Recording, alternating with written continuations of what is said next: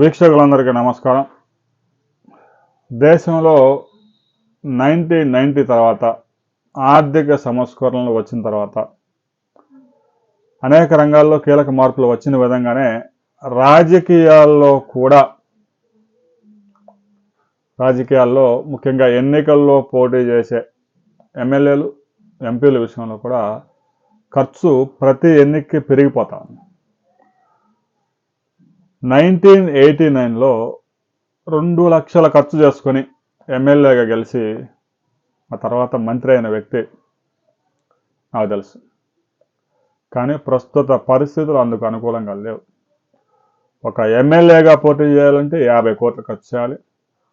ఎంపీగా సీటు సంపాదించి అక్కడ పోటీ చేయాలంటే 200 కోట్లు ఖర్చు చేయాలి. అంటే నిజాయితీ పరులు రాజకీయాలకి పనికి రారు అనే విషయం స్పష్టమైపోతా ఉంది. పారిశ్రామికవేత్తలు నేరుగా రాజకీయాల్లో దిగిపోతా ఉన్నారు. సరే, పారిశ్రామికవేత్తలు రాజకీయాల్లో రాకూడదని ఎక్కడా లేదు. ఎవడైనా భారతదేశంలో భారతీయ పౌరులు ఎన్నికల్లో పాల్గొనవచ్చు, పోటీ చేయొచ్చు.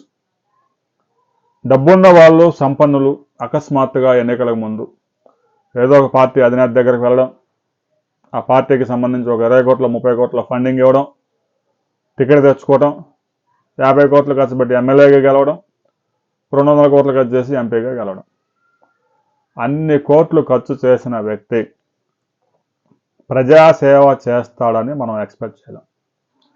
ఒక్కొక్క ఓటుకు 2,000 నుంచి 3,000 నుంచి 4,000 నుంచి 5,000 రూపాయలు పెట్టి కొనుగోలు చేస్తూ ఉన్నారు. వాళ్ళే అలవాటు చేస్తూ ఉన్నారు జనానికి. ఓటర్లంతా డబ్బు ఇస్తేనే ఓట్లు వేస్తారా? 70% మంది డబ్బు తీసుకోరు.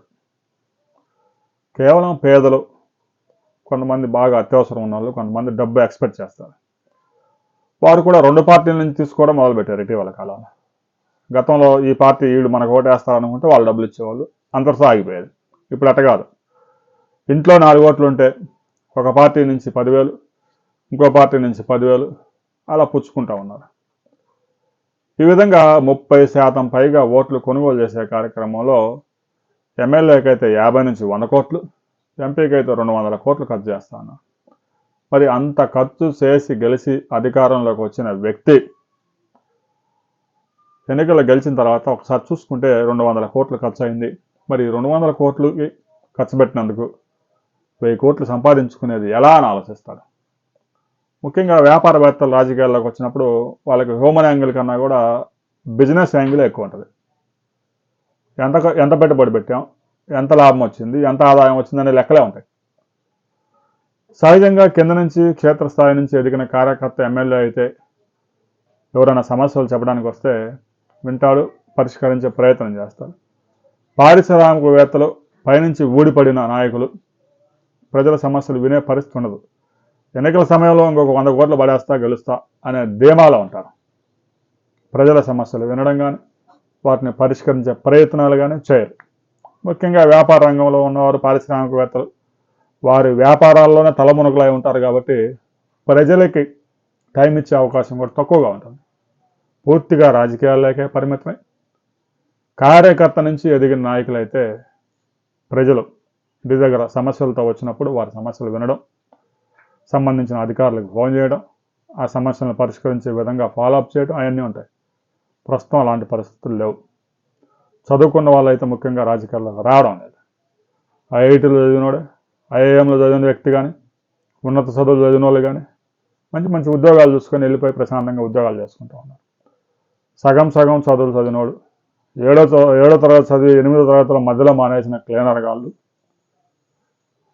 బిఏలో కెమిస్ట్రీ చదివినోడు, ఇంటర్మీడియట్లో ఫెయిల్ అయిన వాళ్ళు, డిగ్రీ 2వ సంవత్సరంలో మానేసిన వాళ్ళు వీళ్ళంతా రాజకీయాల్లోకి వస్తూ ఉన్నారు. ఎందుకంటే వారికి ఉద్యోగాలకి క్వాలిఫై కాదు. వాళ్ళు వ్యాపారం చేయడానికి వాళ్ళ దగ్గర కోట్లాది పెట్టుబడులు ఉండవు. ఏదో పార్టీ జెండా ముసుగేసుకోవటం, పార్టీల్లో దూరడం, పార్టీ టికెట్లు తెచ్చుకోవటం, మంత్రులు స్పీకర్లు అయిపోతూ ఉన్నారు. చదువుకున్న వాళ్ళంతా ఉద్యోగాలకు పోతూ ఉన్నారు, చదువు లేని వాళ్ళంతా మంత్రులు అయిపోతూ ఉన్నారు. ఈ విధంగా రాజకీయాలు భ్రష్టు పట్టిపోయాయి. నిజాయితీ పరులు అయితే అసలు రాజకీయాలకు పనికిరారు. బూతులు మాట్లాడటం చేత కాకపోతే అసలు రాజకీయాల్లోకి రావద్దు.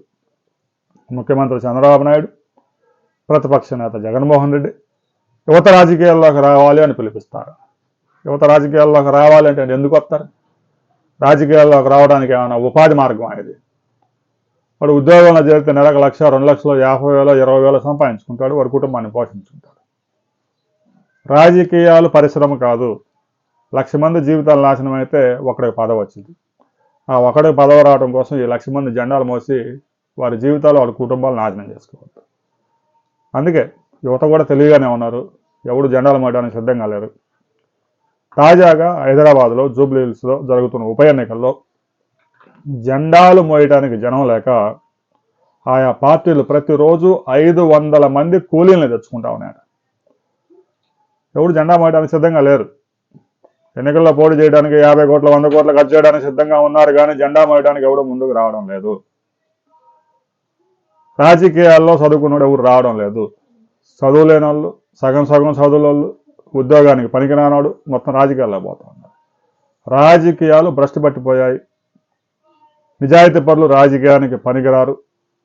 50 కోట్లు 100 కోట్లు ఖర్చు పెట్టకపోతే ఎన్నికల్లో ఆయా పార్టీలు టికెట్లు ఇచ్చే పరిస్థితి కూడా లేదు.